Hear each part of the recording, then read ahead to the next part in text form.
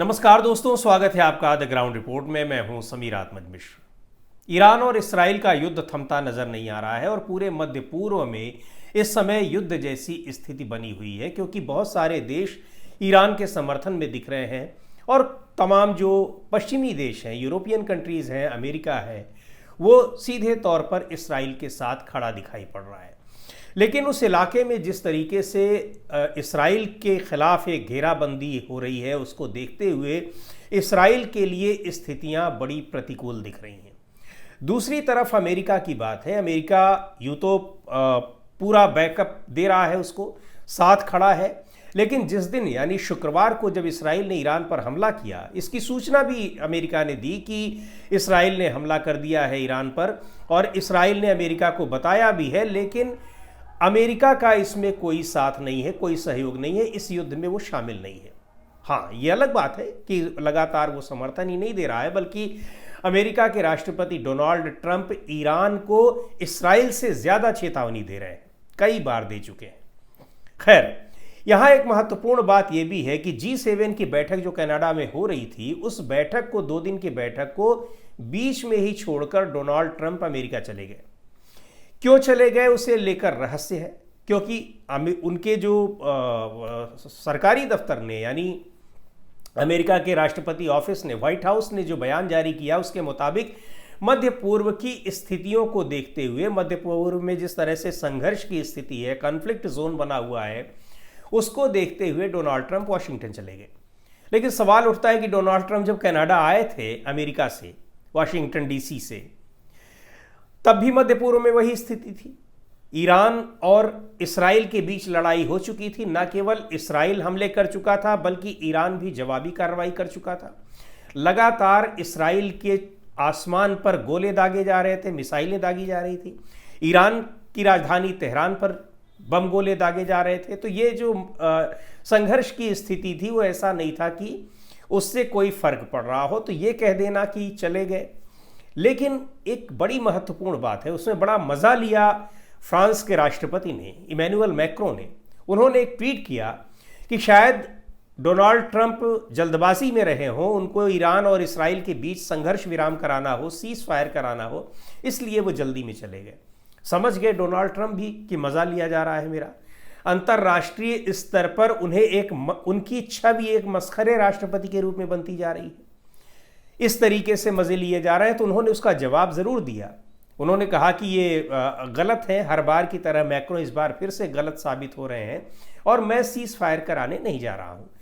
लेकिन seize fire की बात जो मैक्रो ने कही, वो ऐसे ही नहीं कही, बल्कि डोनाल्ड ट्रंप पहले एक पेशकश कर चुके हैं कि अगर ईरान और इसराइल दोनों चाहें तो वो उसी तरीके से सीज़ फायर करा सकते हैं दोनों के बीच में, जिस तरीके से उन्होंने भारत और पाकिस्तान के बीच कराया है। अब भारत तो इस बात की पुष्टि ही नहीं कर रहा है कि कराया है कि नहीं कराया है। आप ही 14 बार अब तक जो है वो क्लेम कर चुके हैं, इसका श्रेय ले चुके हैं भारत की ओर से। हालांकि भारत की ओर से न तो स्वीकार किया गया है और न ही नकारा गया है। और संयोग कहिए इसको या फिर कोइंसिडेंस ही इसको कहेंगे, और क्या कहेंगे, कि प्रधानमंत्री नरेंद्र मोदी जब कनाडा जा रहे हैं, पहुंच रहे हैं G7 की बैठक में हिस्सा लेने के लिए, उससे ठीक पहले डोनाल्ड ट्रंप वहां से निकल लेते हैं। क्यों निकल लेते हैं, कैसे निकल लेते हैं, अब ये जैसा हमने कहा कि रहस्य ही बना हुआ है। अमेरिकी राष्ट्रपति के दफ्तर से जो सूचना दी गई है वो बहुत विश्वसनीय नहीं लग रही है, यानी उस पर भरोसा इसलिए नहीं किया जा सकता कि जो कारण बताए जा रहे हैं वो कारण बहुत जेन्युइन नहीं दिखाई पड़ रहा है। और क्या कारण हो सकते हैं? तो खैर, कारण जो भी हो, उनके वहाँ वाशिंगटन जाने के और संघर्ष की वजह से वो चले गए। संघर्ष में उनको कौन सा खतरा है या उस संघर्ष को रोकने की दिशा में वो कोई काम करने जा रहे हैं, ये भी उन्होंने नहीं बताया। और मज़ा ही भले लिया हो मैक्रो ने, फ्रांस के राष्ट्रपति ने, तो कम से कम वो बताते कि हाँ, इस दिशा में वो काम कर रहे हैं। लेकिन एक बात है, जब कनाडा में डोनाल्ड ट्रंप से कुछ पत्रकारों ने पूछा कि क्या वो सीज़ फायर कराने जा रहे हैं, तो उनका कहना था कि हम सीज़ फायर से भी ज़्यादा बहुत कुछ करने जा रहे हैं। और जाते जाते ईरान को फिर चेतावनी दे गए कि वो तेहरान खाली कर दे, वरना बहुत बुरा होगा उसके साथ। खैर, ये धमकी इसराइल से भी मिल रही है और तेहरान जिस तरीके से इसराइल को सबक सिखाता दिख रहा है, यानी जब इसराइल ने हमला किया शुक्रवार की सुबह सुबह तड़के, उसके और उस हमले में ईरान का काफ़ी नुकसान हुआ। वहाँ पर परमाणु ठिकानों को लक्ष्य बनाया गया, वहाँ पर सैन्य ठिकानों को लक्ष्य बनाया गया और सैन्य कमांडरों को टारगेट किया गया, परमाणु वैज्ञानिकों को टारगेट किया गया। ईरान के परमाणु वैज्ञानिकों को इसराइल कई बार टारगेट कर चुका है, कई वैज्ञानिकों की जान ले चुका है और उसके पीछे उसका मकसद ये है कि किसी भी तरह से ईरान परमाणु हथियार न बनाने पाए। अमेरिका को भी इसी बात की आपत्ति होती है और डोनाल्ड ट्रंप अभी भी कह रहे हैं कि अगर ईरान उनके साथ परमाणु समझौता कर लेता है तो वो इस युद्ध को रुकवा देंगे। लेकिन ईरान ने कहा कि अब तो समझौते की बात चल रही थी, अब वो भी खत्म हो गई है। ईरान ने सारे रास्ते उनके लिए बंद कर दिए हैं। तो डोनाल्ड ट्रंप ये पेशकश कर चुके थे पहले ही कि हम दोनों देशों के बीच युद्ध विराम कराएंगे, लेकिन जिस तरीके से इसराइल का साथ देने में भी अमेरिका की ढुलमुल नीति दिखाई पड़ रही है, यानी डोनाल्ड ट्रंप साथ खड़े दिख रहे हैं लेकिन अमेरिकी राष्ट्रपति का दफ्तर कहता है कि हमारा इस युद्ध से लेना देना नहीं है, उसको लेकर इसराइल के प्रधानमंत्री बेन्यामिन नेतन्याहू की नाराजगी भी अमेरिका से साफ दिख रही है। क्योंकि युद्ध विराम की जो पेशकश डोनाल्ड ट्रंप ने की उसको ईरान ने तो उसको तवज्जो दी ही नहीं, इसराइल ने भी उसको लेकर कोई बयान नहीं जारी किया, यानी इसराइल ने भी पूरी तरह से इग्नोर किया, बिल्कुल उसी तरह जैसे ईरान ने किया। तो अब सवाल उठ रहा है कि डोनाल्ड ट्रंप ऐसी पेशकश कर क्यों रहे हैं। उनकी हंसी उड़ाई जा रही है, उनका मजाक उड़ाया जा रहा है और ईरान जो दोनों पक्ष हैं दोनों उनकी बात सुन ही नहीं रहे हैं, फिर भी कह रहे हैं कि मैं आपके बीच में संघर्ष विराम कराना चाहता हूं, अगर आप कहें तो। दोनों ने हाँ या ना तो छोड़िए, उस पर कोई प्रतिक्रिया तक नहीं दी। ये बड़ी हैरानी की बात है। और एक बार फिर वो कह रहे हैं, ईरान को बार बार धमकी दे रहे हैं। तो आखिर अमेरिका के राष्ट्रपति डोनाल्ड ट्रंप ने, जिसको एक विश्व की सबसे बड़ी ताकत कहा जाता रहा है भी वो, उसको उन्होंने कहाँ पहुँचा दिया है, ये देखने वाली बात है कि आज जब उनका अमेरिका के राष्ट्रपति का मजाक उड़ाया जा रहा है, मज़े लिए जा रहे हैं उनसे, और दूसरी ओर वो खुद कह रहे हैं कि पेशकश की जा रही है और उनकी बात को कोई सुन ही नहीं रहा।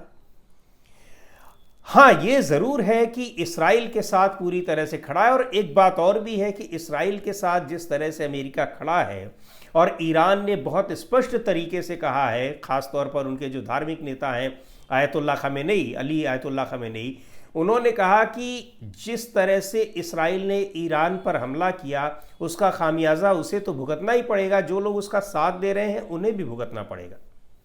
अमेरिकी दूतावास के पास में, अमेरिकी दूतावास के कैंपस में जिस तरीके से मिसाइल दागे गए हैं, काफ़ी ज़्यादा नुकसान हुआ है वहाँ इसराइल में जो अमेरिकी दूतावास है, उसको देखते हुए अमेरिका के भीतर भी एक दहशत है और कि ईरान अब कहीं भी टारगेट कर सकता है। और ईरान ने सीधे तौर पर धमकी दी है कि जो भी साथ दे रहे हैं उनके साथ भी हम बर्ताव करेंगे।